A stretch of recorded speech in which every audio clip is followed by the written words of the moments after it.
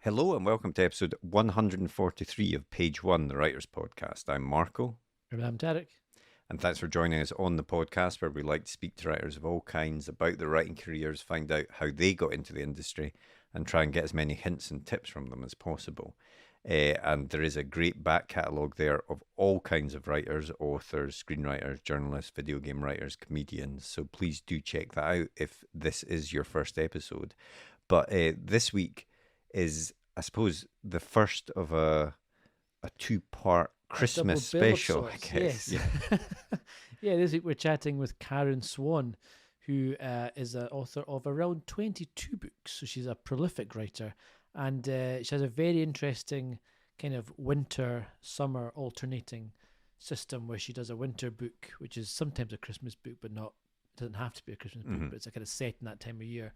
And then a summer book, and she goes back and forth, and she's written 22 of those books after having done a pretty interesting, switch into writing from the world of fashion magazines. Yeah, like she was quite a successful journalist, but really got into writing when an agent suggested that she try fiction, and she sort of just went and as she tells us, just started writing a scene and suddenly caught the bug, essentially. And since then has been, as you say, hugely prolific. And also we chat to her about that sort of pressure of writing 2 books a year and writing different types of books for the summer and for the winter. So that's some sort of timetable you've got yourself on there. And she is, as she tells us, quite disciplined. I think that comes from the journalism side in terms of the amount of words she's writing a day and her targets and all of that sort of thing. I mean, it's funny, we've chatted to a few folk now who have been editors or journalists before they've gone into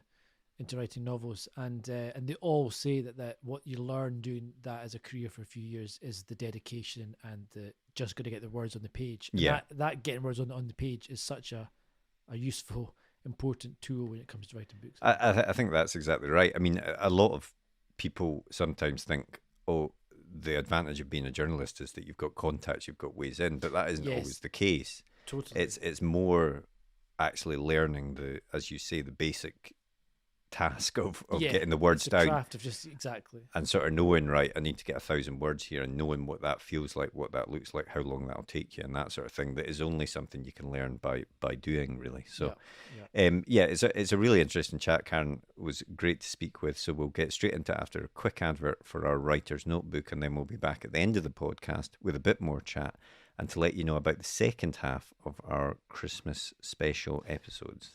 But for now, on with the podcast. The blank page. To some, it's terrifying, an obstacle to overcome. But we prefer to think of it as an opportunity, a blank canvas to be filled with all of the adventures and characters in our head.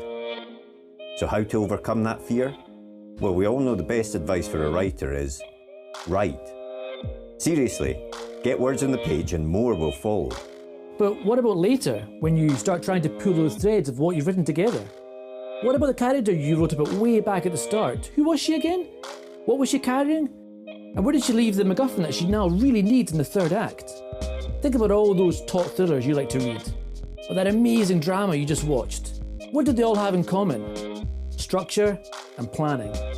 As aspiring writers ourselves, we've tried many different methods to try and organise all the thoughts about the stories we want to tell. We've been there searching for a piece of scrap paper to note something down, or making a quick note on our phone in between meetings. Or sometimes we'll make a note in whatever notebook we're carrying, or a document on our laptop so we don't forget that great idea. Let's be honest, it can all be a bit messy and it's easy to lose track of everything. And that's when we realise it's not just the story that needs structure and planning, but the way we gather all of our thoughts about it as well. And so we made Page One. Page One is more than just another notebook. It's a place to put down all your ideas for your latest project, divided into easy-to-use sections that will help you plan your story, so that when that blank page comes calling, you're ready to answer. And then afterwards, once it's written, we realised you need to plan how to let people read it, so we included a section relating to submissions. Each one is designed for one project, whether you want to write a book, screenplay, a comic, or any other kind of story. We truly believe that when you use it, it will help you get to the main event, writing your story. So we hope this helps. We can't wait to read what you come up with. And remember, every story starts with page 1.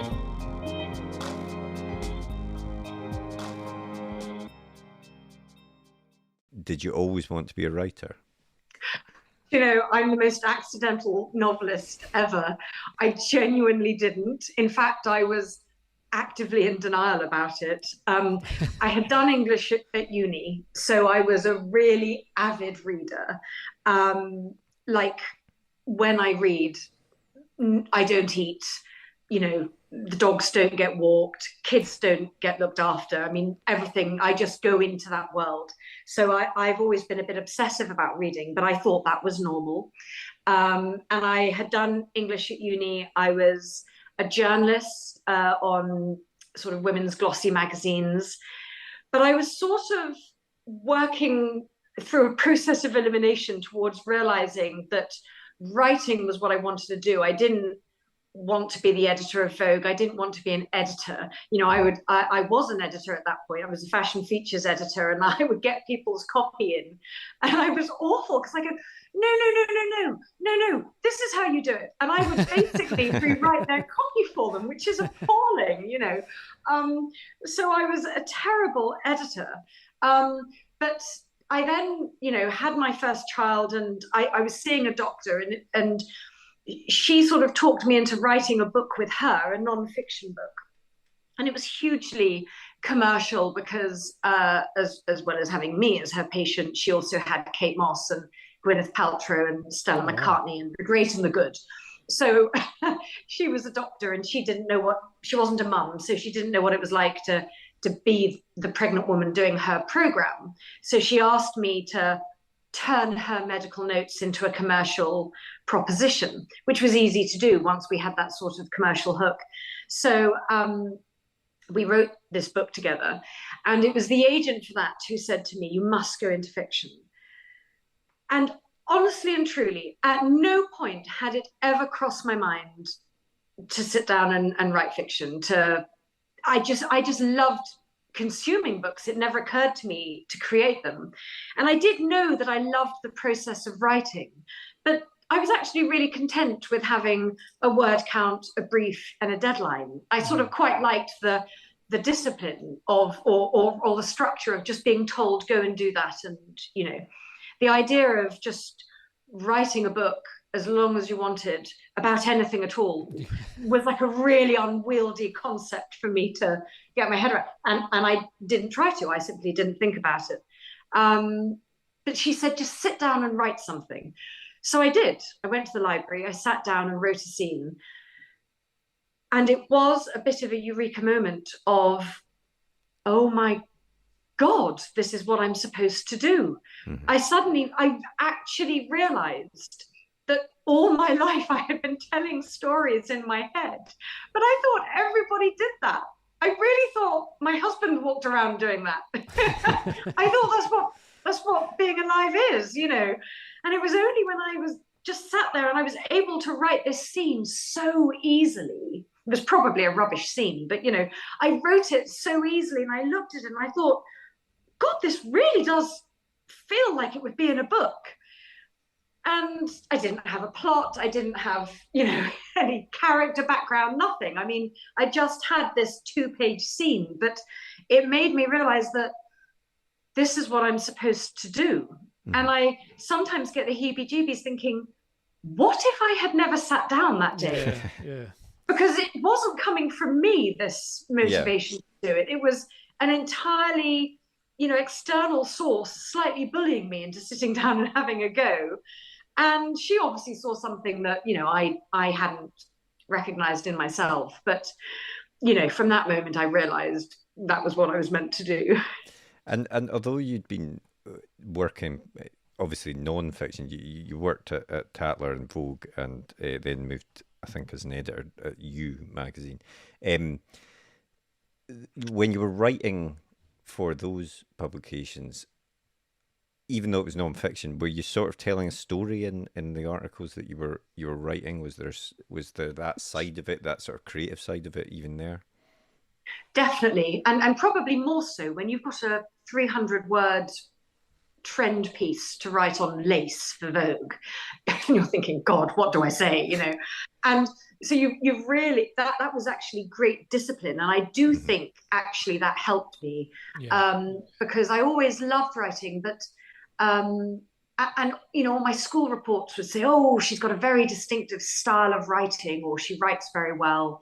And I would write thank you cards after a dinner party, and people would comment on them, and I think, well, it's just a thank you card, I mean, no big deal. But people would always sort of comment on my writing, and it was, I don't know, I think that I couldn't do what I do now without having had sort of the training that I had in journalism.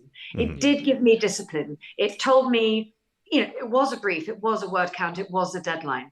And all of those things apply to fiction. And, people have this idea of, you're wafting around and you're waiting for inspiration to strike, and, it's all quite a nebulous process. But actually, it's a really razor sharp industry. There's a massive machine behind me, behind most writers. If you're in a big publishing house, there's a load of other people who can't get on with doing their job until you do yours. So you have to be disciplined about, writing to a brief, writing to a deadline, writing to a word count. But I would even, if I only had 300 words to write on lace, I would always, I love language. For me, it's like music or, paint colors. I really love a beautifully constructed sentence. It just pleases me. And so I would always, whatever my word count was, I would always want it to read beautifully. I always cared about the rhythm of a sentence. I still do now. There's sort of a musicality in language for me, and so even though I was writing, it wasn't storytelling, it wasn't creative writing in that way, I still wanted it to be a beautiful, crafted piece of work. And am I right in saying that it was around about the time you went on to mat leave that you sat down to actually write your first book? Is that right? Yes. So I left UMag, having never intended to leave. I was pregnant with my first son, and everyone was jostling for my job, and it was really quite annoying. And I was like, back off, ladies. I'll be back in 9 months. I'm so coming back. And they all wanted my job. And then my son was born, and I was like, well, I'm never leaving your side again.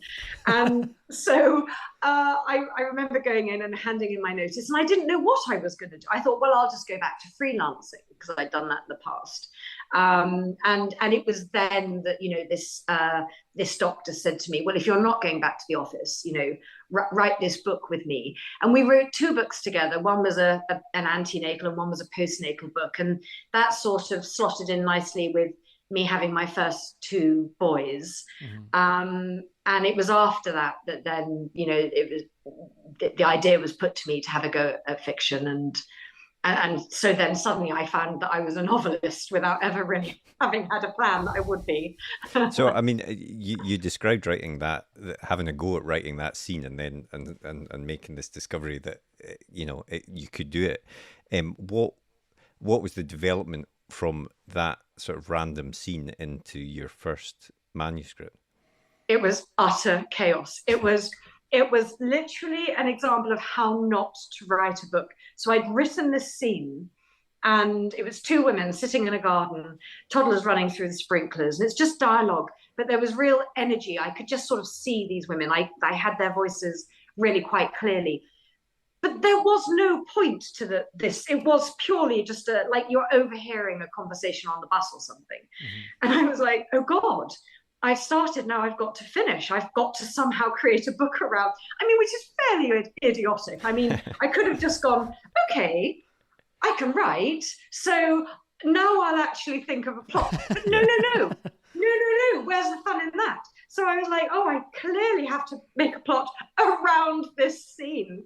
So I sort of sat down and I wrote some character profiles. I think there was 4 women. No, it started out as 4 women. It ended up being 3 women best friends, all just very different vibes. And I had to quite literally make it up as I went along. There was no, I didn't have an arc. I didn't know where I was going. I do remember lying prostrate on the bed, crying, thinking, what have I done? There was so many, and oh my God, I couldn't stop writing. It was well over 150,000 words when I handed it in. I mean, I could have just kept going. It was like the Bible. I could have just kept going and kept adding on more books to the end of it. And, you know, I was like, oh, and thankfully I sort of got to some sort of resolution. And I sent it out and they read it. And, you know, and the first thing they said was, we really need to cut this down. We need to lose about 50,000 words. And I was like, oh my God.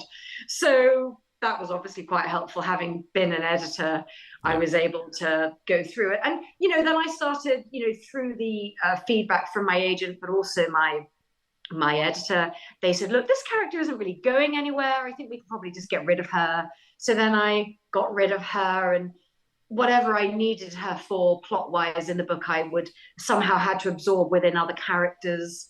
So then I learned pretty early on, don't write characters who aren't going to add something. You know, they've all got to have a point and a purpose. You know, Chekhov's guns, they've got to be there for a reason.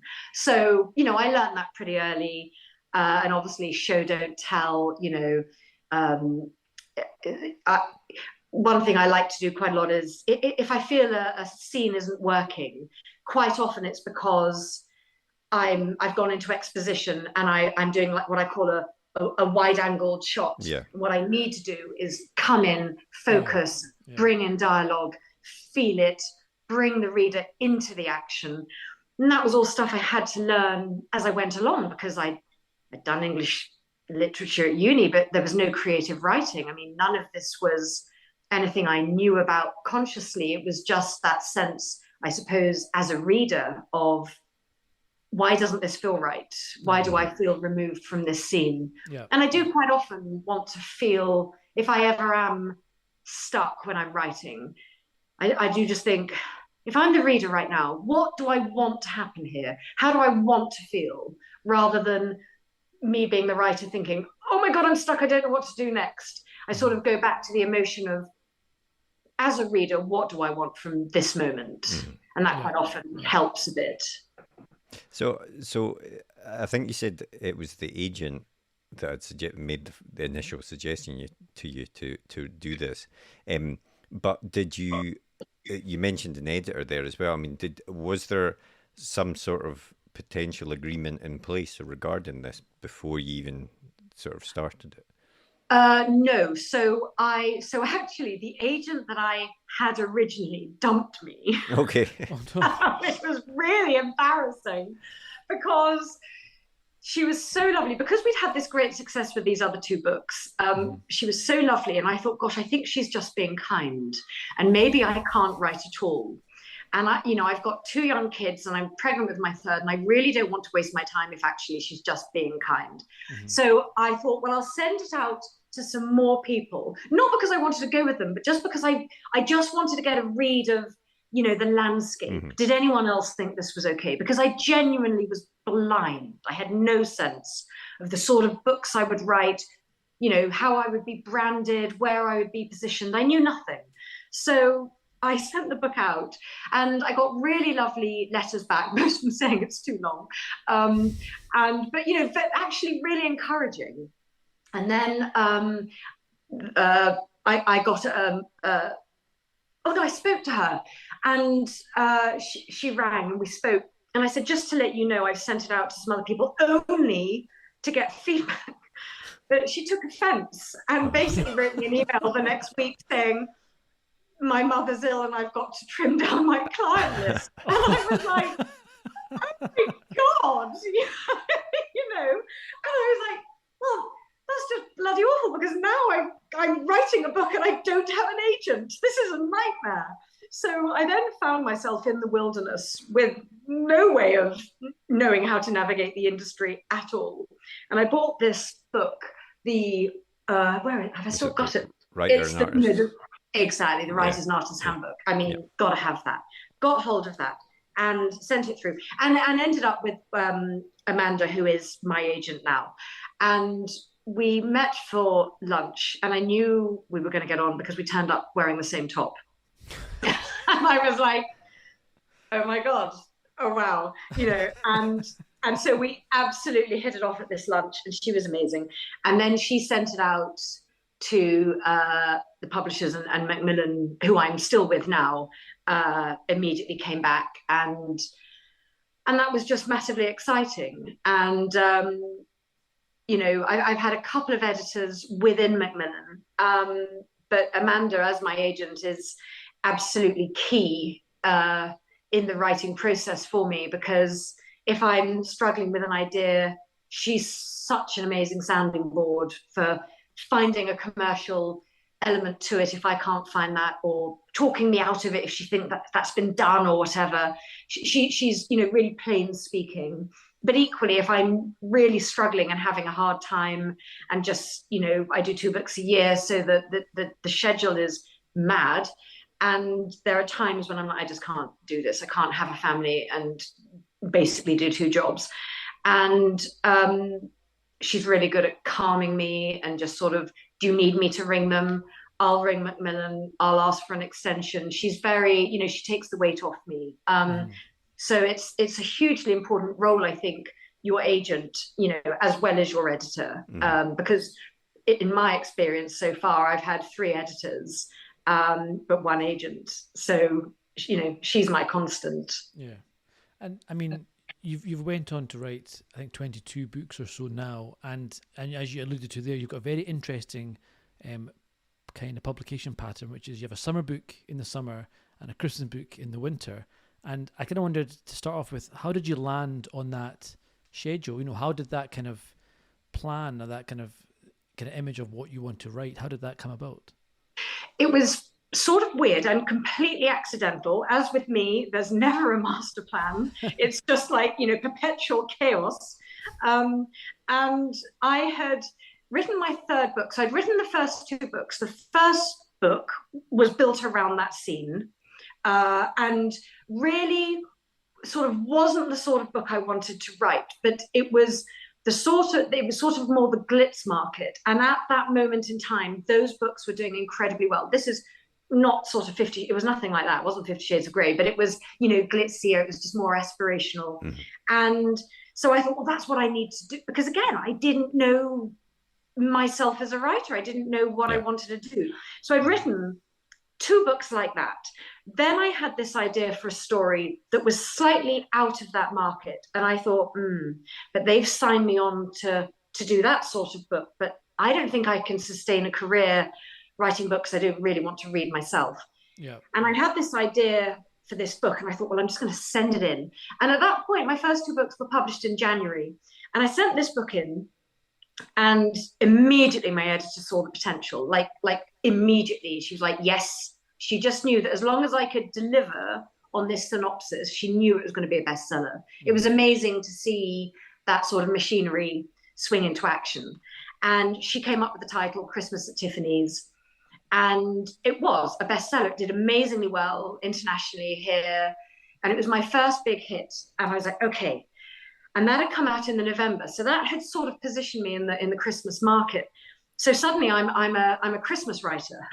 But as far as I was concerned, Christmas at Tiffany's was actually a book about a woman whose marriage breaks up, and she got married young. She didn't really know herself. And so her 3 best friends, each of whom live in a different city, sort of take her under their wing while she's working out where she's going to live, what she's going to do.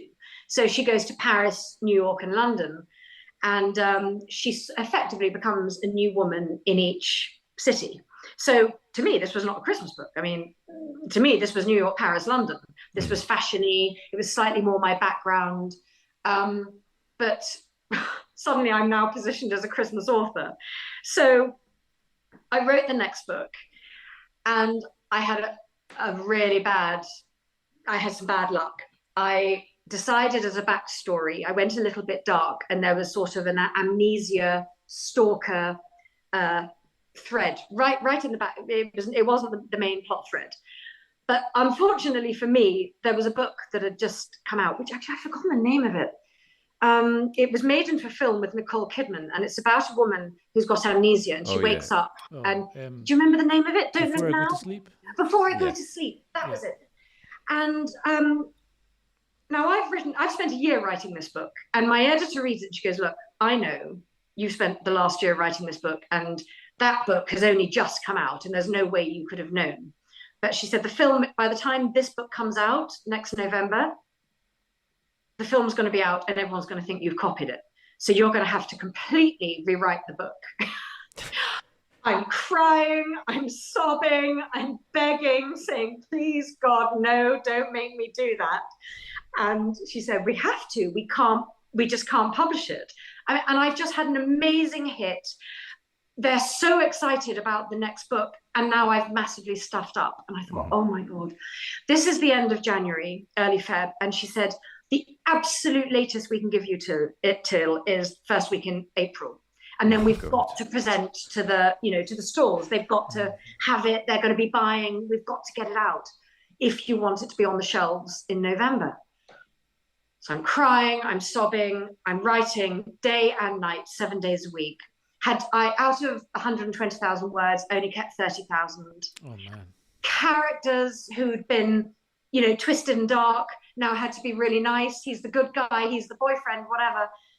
I had to completely reconfigure the plot dynamics, the characters, the backstories, everything in about 6 weeks. And I did it. And honestly and truly, the book was so much better. And it made me realize that I actually worked better with it's being a journalist. Yeah, I worked better with a really strict deadline. Give me a deadline, give me a brief, tell me what not to do. And I did it. And the book was, and even now when my publishers occasionally do, surveys with readers and reader groups and which is your favorite of her books, and they all say either Christmas at Tiffany's or The Perfect Present, which was this follow-up one. And so it made me realize that actually I worked well under pressure and I could do so much more than I had assumed I could. And I do love doing the Christmas books, but it can be quite limiting only to write to a certain sort of time, that vibe, that cozy, everything is good feeling. And I just thought, well, I want to sustain this as a career and I can do that, but I also want to do other things as well. And I don't want to get pigeonholed into only doing that one thing. So I'd sort of proved to them at that point that I could do it.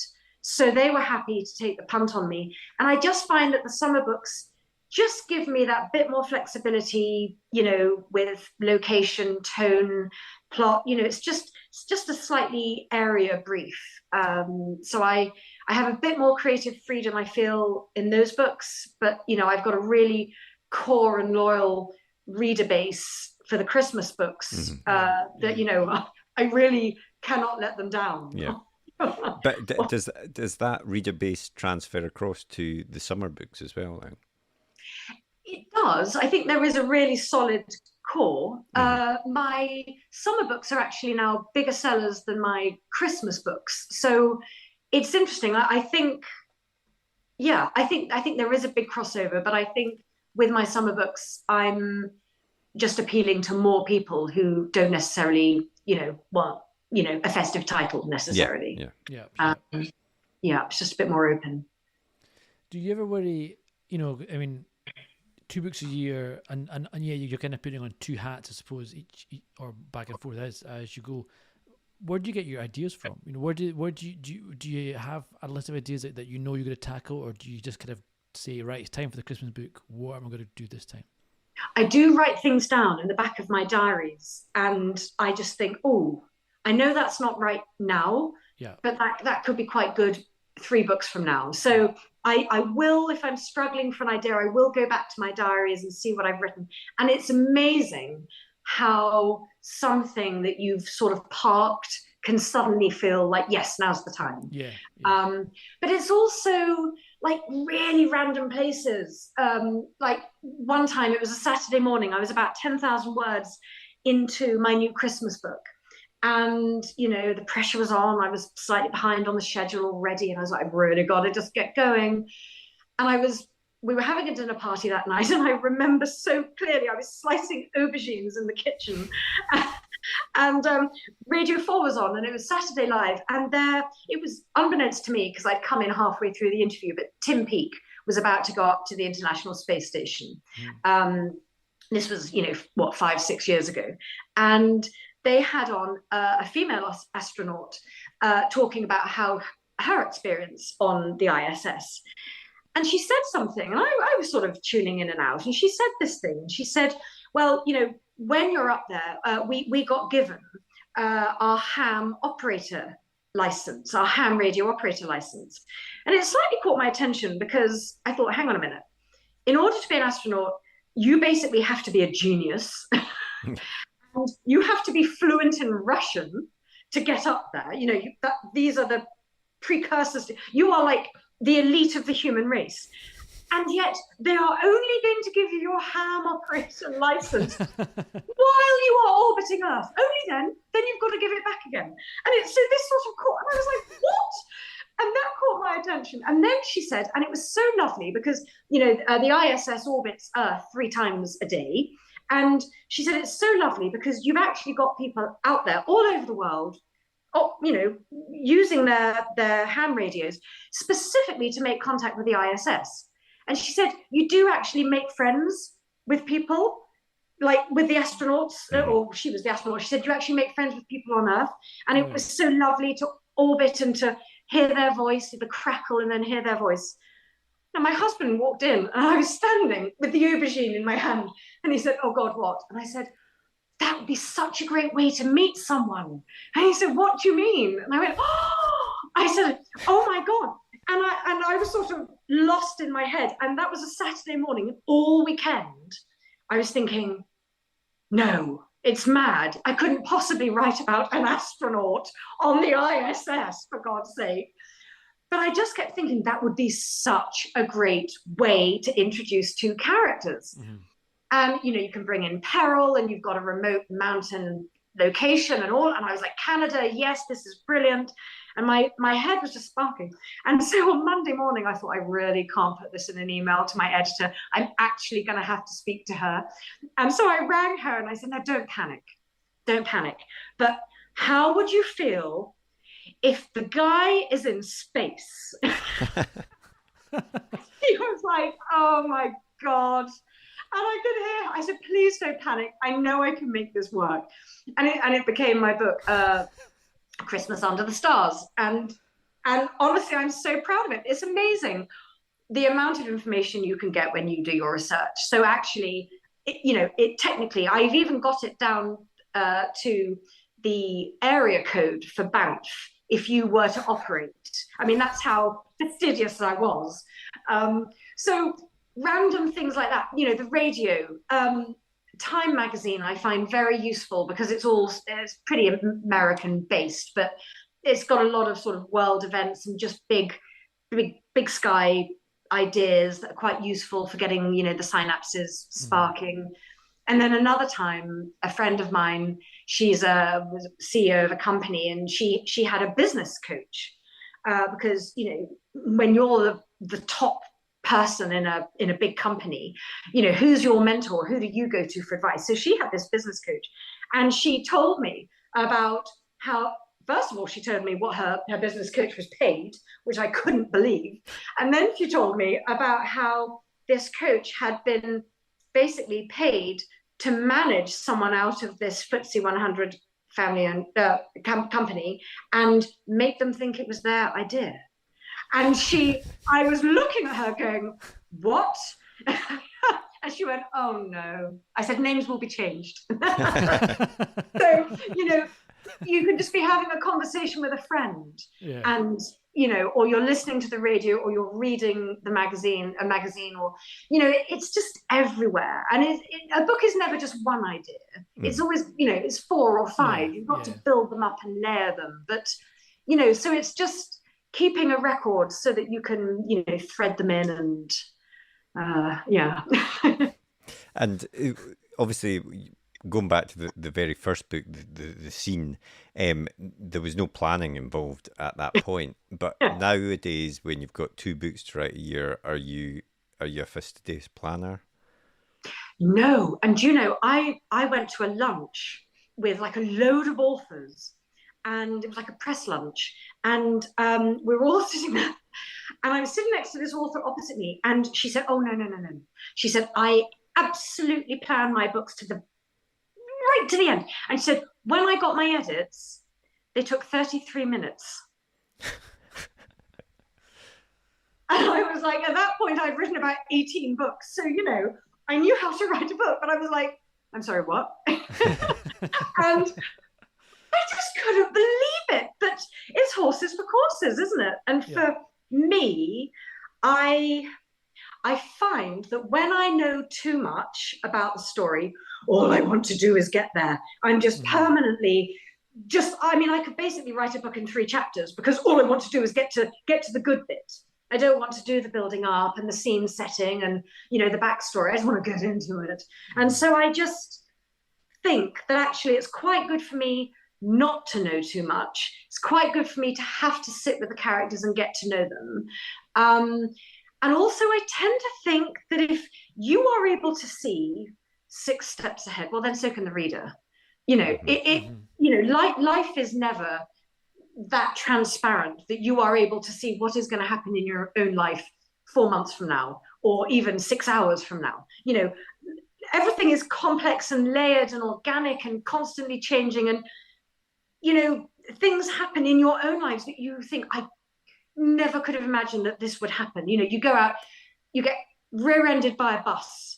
And you know what I mean? You're just going about your life and something happens. And it's the same with books. You sort of need to have that element of surprise and that element of actually not knowing what is going to happen, you know, on the next page. And I think that if you plot it, and it's probably different for thriller writers because, you know, that's a different brief. But for my books, I think that it needs to feel more organic and like you are living with these characters and everything is character driven rather than plot driven. I think I read in an interview, or a few interviews actually, I was reading about you, that people were saying that, you know, it's not a Christmas time for them unless they've got one of your books to read, and it's like a kind of a ritual or like a routine for them almost, and which is really nice. And it must be really nice having that kind of loyal fan base that you've grown.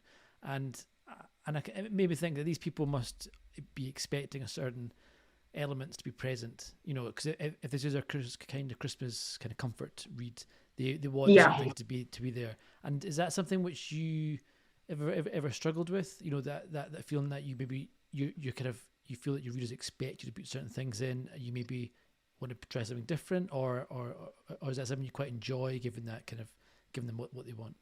Yeah, there's definitely an expectation from the readers that you're going to give them a particular feeling. Yeah. But what I don't do is sort of what I call cozy Christmas. Although my books are set at Christmas, they're not actually about singing carols around the tree, or they're not that. So the book that's just come out, actually, it's a his-hers perspective, and he's climbing Annapurna in Nepal. I mean, you know, it's not that Christmassy. There's a lot of snow, but there's also quite a lot of peril and, you know, frostbite. So it's so I sometimes people will sort of comment that, oh, actually this wasn't really a Christmassy book, or this wasn't that Christmassy. But I don't want to get too into that, because I have this fear that I could maybe do 3 books like that and then I would have nothing to say. So again, you know, what I think people do want at Christmas is that feeling of that there's sort of a pressure at Christmas time for life to be perfect. You know, we don't go around tidying our houses and making everything perfect and getting all the family over for Easter. Do you know what I mean? Yeah. But for Christmas, you know, even if you're not Christian, there is a sort of a pause for a few days. There is a holiday period. Everything sort of comes to a stop, and it's just that feeling of, you know, there's a pressure there for people to want life to really come together and be the most perfect it can be. So that's what I try to get my characters getting at the end of their story. I want to give that feeling, but you know, the plot really might be quite gritty. You know, my book that came out 2 years ago, which was set in Amsterdam, she was a war photographer, and she's dealing with PTSD, and there's pretty horrible flashback scenes, which are quite, and I do remember sitting there when I was, again, about 12,000 words in, and I had just discovered that the Dutch don't actually celebrate Christmas. They have Sinterklaas, and they do St. Nicholas Eve, which is the 5th and 6th of December. I had been to Amsterdam to do my research, and with all the bad luck in the world, I had arrived in Amsterdam the week before the big Sinterklaas celebrations, where he literally sails into the city on a barge, throwing sweets, and then he goes through the city on a white horse. And I was there the week before, and my assumption was that, like the rest of most of Northern Europe, they're big on Christmas Eve.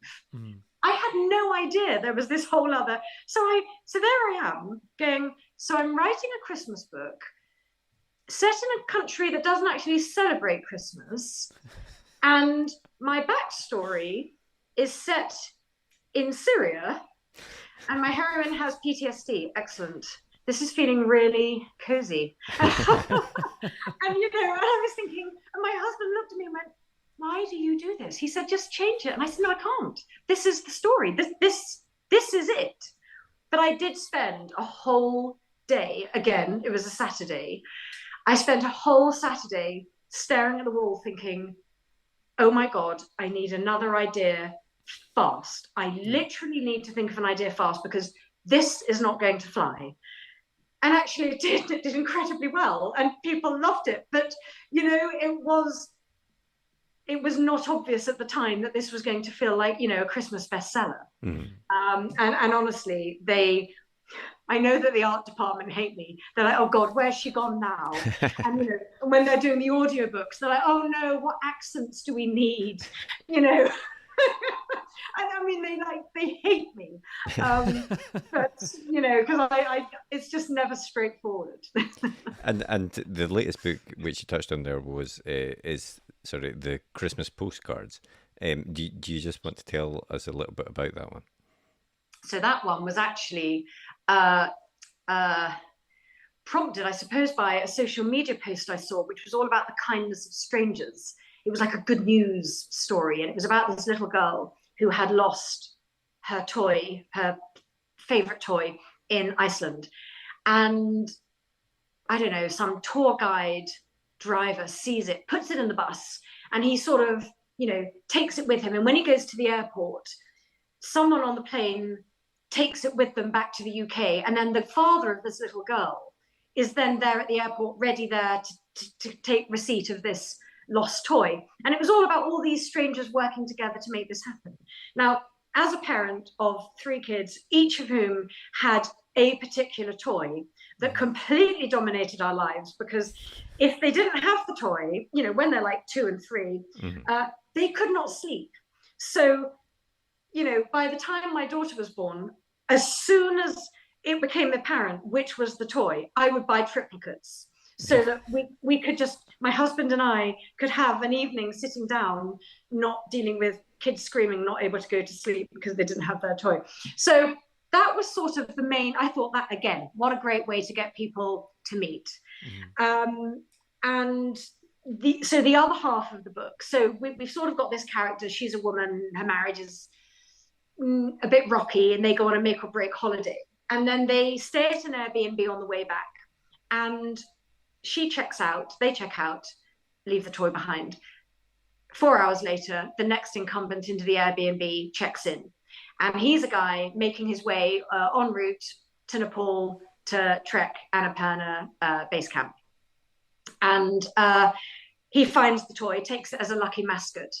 And then there's this sort of, oh God, they've got to find the toy. And so because he's now in the middle of nowhere and can't send it back, he starts to send emails so that this young child is consoled and she can see the toy. And so it, again, creates communication between these 2 characters.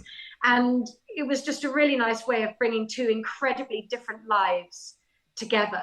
And so the book really, you literally go from being in Dorset, sleepy, lovely, snowy Dorset to, really quite scary Himalayas.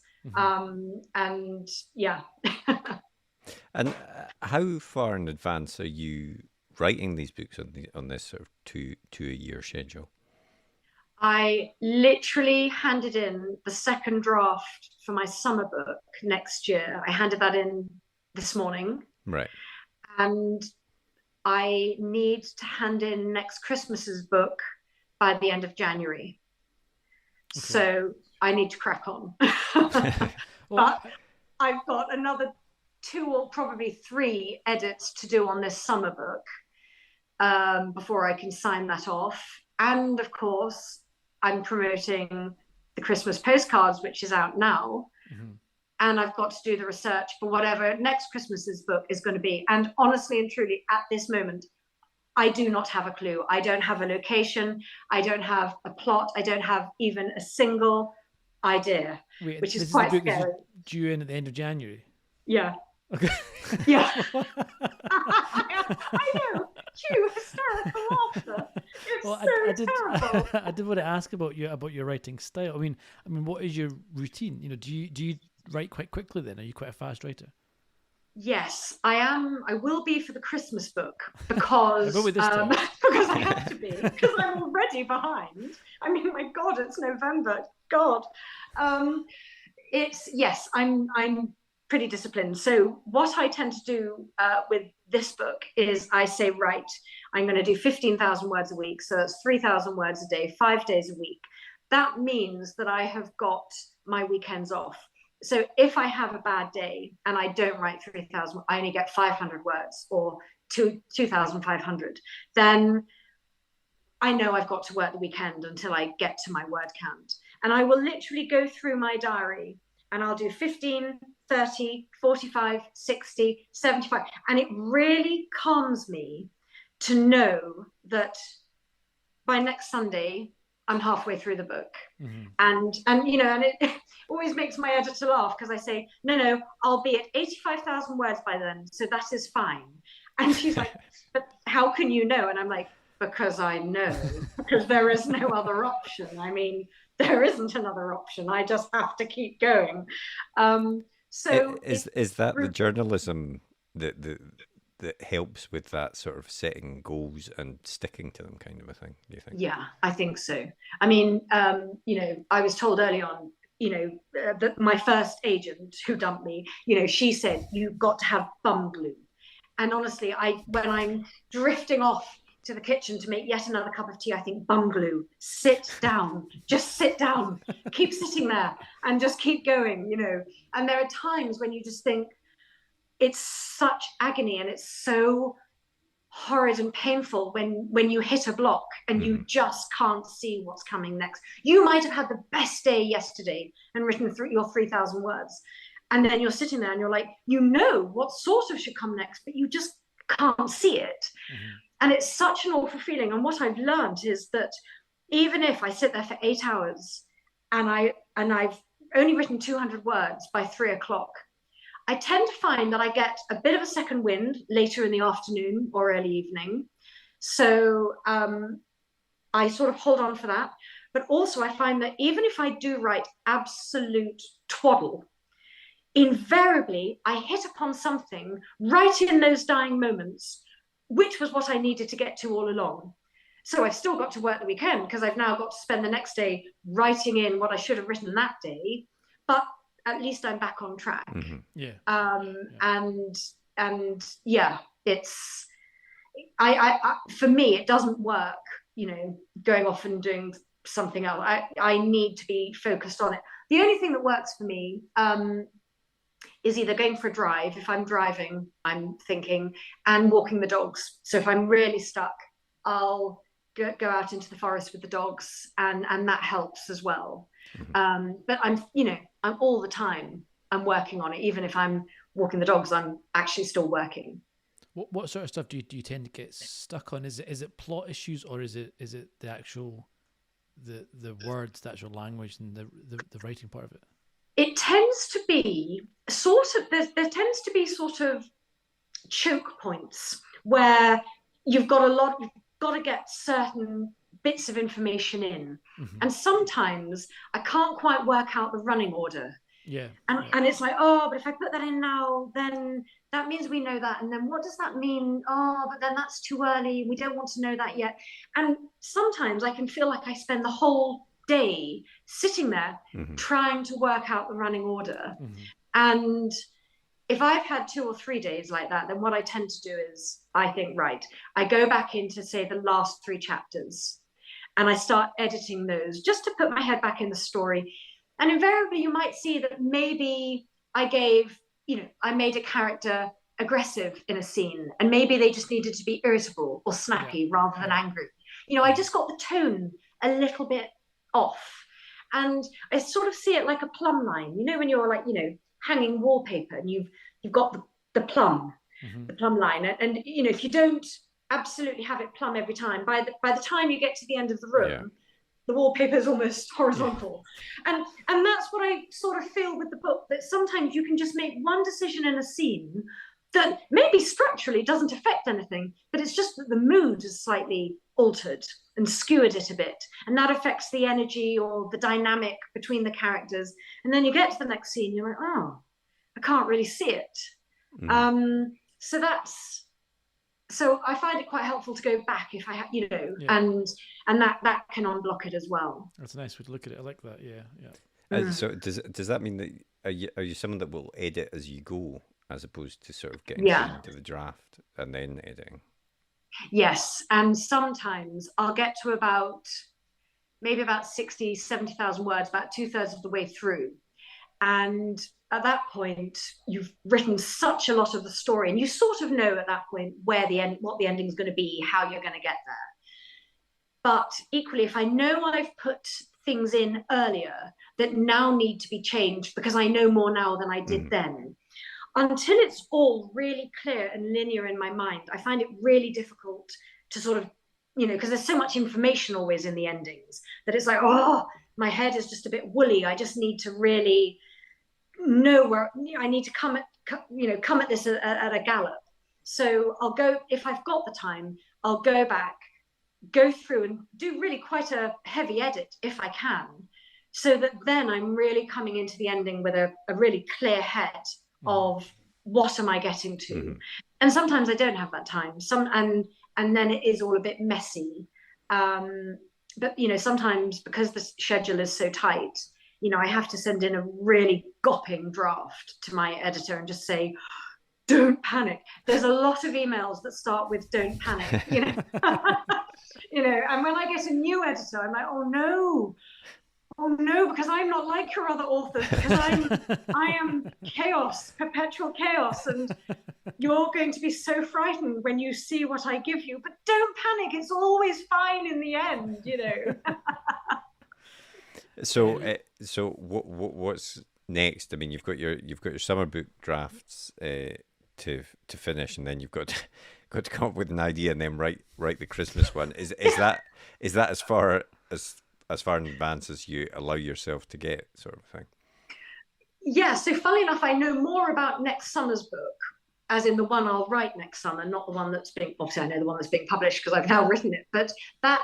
So the summer book they're now part of a series, and that's why I haven't been able to write at pace, and I'm a little bit behind, because that has been a whole other logistical challenge, because it's effectively, there's like a mystery and then a story told through 4 or maybe 5 women, and so there are different timelines in each book, but there are also what I call touch points, where we have the same scene seen from a different perspective. So all the time I'm having to refer back to clues I laid down in book 1, timings of book 1, but also lay down threads for book 3 and book 4 and maybe book 5. And it was so slow and torturous. And I was like, why did I think that was a good idea? And it's set in 1930. So again, there's huge amounts of historical research I have to do. So that was really hard, but actually I do know what largely the story is, because I've had to, this is the exception to the rule for me. I have had to work out quite a lot of the plot for this series. I still don't know the finer details. I just know the macro points, the high, you know, the high narrative points, but I don't know the details of how I get anywhere. So I know about next summer's book, and really I wish I could just go straight into that now, because my head is in that space, and it's quite frustrating to have to really park that and put my head in literally a whole other world. And that was difficult last year, and it's going to be difficult again this year. But, you know, I did this to myself. I have no one to kick but me. So, you know, don't feel sorry for me. I'll have my own little pity party on my own.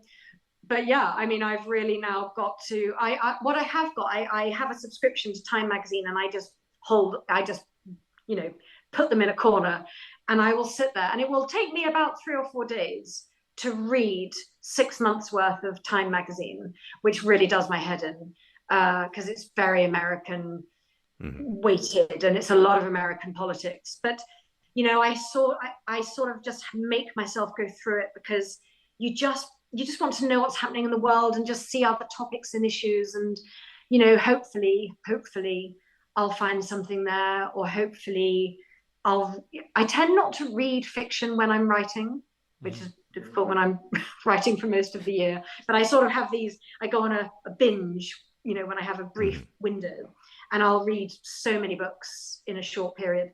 So I'm hoping that maybe, again, a thread, a kernel of an idea, something will be kicked off by, you know, all you need is a single sentence sometimes. You know, so, you know, I saw, for one book, I mean, it was just like 4 sentences in a sidebar in the Times on a Saturday morning, talking about a woman in Iran who had woken up from a 23 or 22-year coma.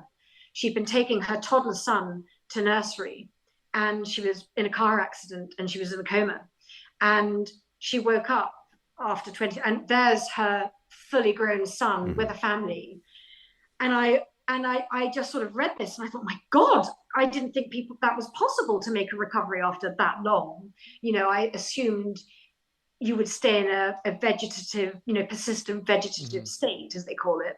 But no, and I was reading about her, and I thought, my God, how much would that mess with your head? Oh, yeah. Come back to your life and find that all your family went on without you. Yeah. And again, so that was that 4-line tiny piece in the Times then gave me what became The Hidden Beach. You know, this man wakes from a coma to find his family has gone on without him, and he wants them back, but they've gone on without him. And, you know, so I will look everywhere, and I won't know where it's stressful. I won't know where I find it until I find it. You know, I won't know where to look. I just have to look everywhere.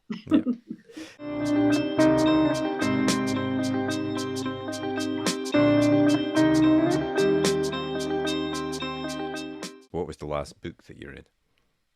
Oh God, it was actually a book for research. It was called Crottle and White, and it's by a chap called Finley J. MacDonald, and it was research for The Stolen Hours, which is the book that's coming out in the summer. And the strapline is Scenes from a Hebridean Boyhood, and it was written in the 1960s, but it's about his childhood in the 1930s. God, that man is funny. I mean, laugh out loud funny. And it was so poignant. And it's one of 3. It's a trilogy. And I said to my husband, you really need to read it. And he did. And we just devoured them. So that was a bonus, because that was meant to be research. And I absolutely loved it. Nice. Excellent. What about the last film that you watched? Oh, God. Embarrassingly, that would be How to Lose a Guy in 10 Days with my daughter. And she couldn't believe. She said, I'd never seen it. And she said, oh my God, Mummy. She's 16. And she said, I've seen this like 20 times. And I said, well, I don't really like Matthew McConaughey, darling. You don't like Matthew McConaughey? Yeah, no. But she... Anyway, I watched it, and yes, it was fine, but I'm afraid It really wasn't terribly highbrow. That was during his big rom-com period. That was a rom-com. Yes, phase, indeed. Yeah, he's gone down Indeed. the more serious Yeah. role now. Yes, exactly. And what about the last TV show that you watched or are watching? Ooh. Oh God, we've just started watching that SOS. What's it called? It's SAS, not SOS. Oh yeah, SAS. It by started the Peaky last night. Blinders person. Exactly. Yeah, Oh, yeah, yeah. yeah. Super I nice. heard about that. Is it good? Yeah, it was good. So I mean, I am obsessed with Peaky Blinders. So I was like, okay, well, I'm totally watching that.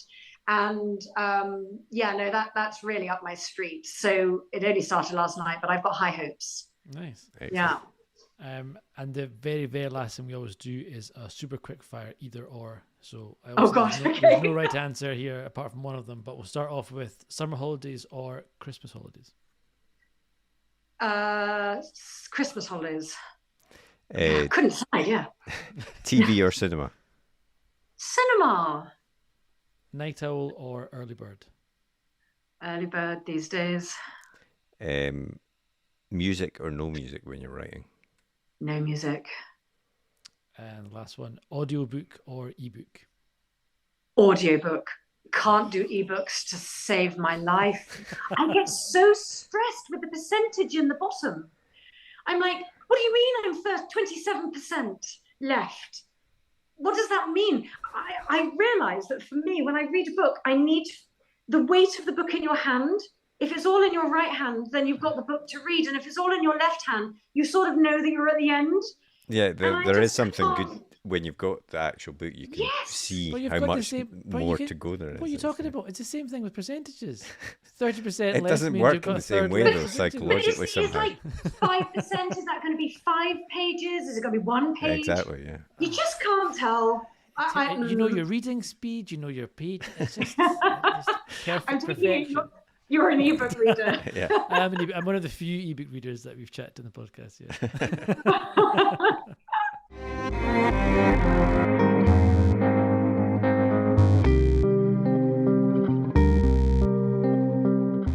Oh, that was a really great chat with Karen. I really enjoyed that, and I mean, a really interesting techniques she's got. You know, not only the amount of words she does per day, but that kind of writing 2/3 and then pausing to kind of edit before you do the final push. I quite like that. Yeah, it's quite a good idea, really, to give you that.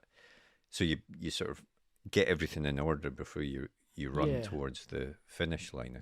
I can see why that would be a benefit, actually. You're not left with finishing it and thinking, Christ, I'm going to have to change so much of this because the ending's gone somewhere I Yeah, didn't expect it exactly. to. Yeah. Yeah. So, and obviously it'll help you focus on how to bring all those threads together Yeah, as well. yeah, and so. just I think a psychological point of view of thinking Mhm. this, I've got 2/3 of a book here. It's working well. You know, it's just a final push. Now, Yeah. I'm done. I do like that. Yeah. Yeah, definitely. So thanks to Karen for coming on to the podcast. Really enjoyed that chat. And obviously, the Christmas Postcards, which is the latest Christmas book, is out now in your local bookshops, or you can buy it online. We'll put a link in the podcast description. And I don't envy her having to write her next book within a month or 6 weeks or something like that. Pressure I would not enjoy. Yeah, but 3,000 words a day, she'll she'll get get done in a that week, done yeah, easy. fine. Yeah, exactly. And next week, as I said at the start, we have a second sort of Christmas themed episode. Yeah, next week we're going to chat with Jenny Bayliss, who's written 3 Christmas books. Her latest one is called Meet Me Under the Mistletoe and is out now as well. And she's got her own avenue into the Christmas market. And it's interesting chatting with her and seeing how she compares her experiences and what her audience is like and what they're looking for in these kind of similar authors, but also different in a lot of ways, I think. Yeah, I think that's right. And, what these episodes have brought to my attention is that there is a specific market for Yeah. Christmas books. It's interesting that people want that specific period Yeah. to I've around which to set a story. I've read a lot of people saying, a lot of readers who say things like, it's not Christmas unless I'm reading Yeah, this exactly. person's Christmas books. Yeah. And it's something that I never thought of, but it's obviously, I guess it's like that thing on the internet where you find anything, there's no such thing as a small niche, anything when Yeah, you've got a niche, that's there's right, going to yeah, be hundreds of thousands of people that would be into that. Yeah. So it's a much bigger market than I thought, and it's really interesting kind of learning about it. Yeah, so do tune in for that episode next week.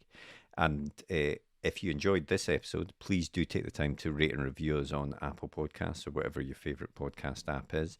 That really helps us to continue to get some great guests on the podcast. And of course, if you want to get in touch, you can always drop us an email to podcast@rightgear.co.uk or a tweet in the Twitter machine, which is at UK Page One. And I believe there's also some kind of Mastodon type. Yeah, we're on writing.exchange as @page1pod.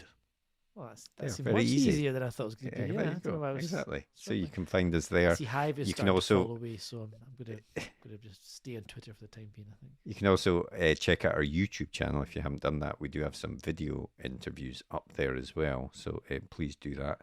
And otherwise, have a great week, and we'll speak to you next episode. See you later. Well, I hope you enjoyed that episode. If you did, please leave a comment down below, hit that thumbs up button, and be sure to hit that subscribe button as well so you never miss an episode like these ones below. And if you want to get in touch, you can always drop us a tweet in the Twitter machine, which is at UK Page One, as evidenced here. And our other social media channels are available. Otherwise, we hope to see you next episode. See you later.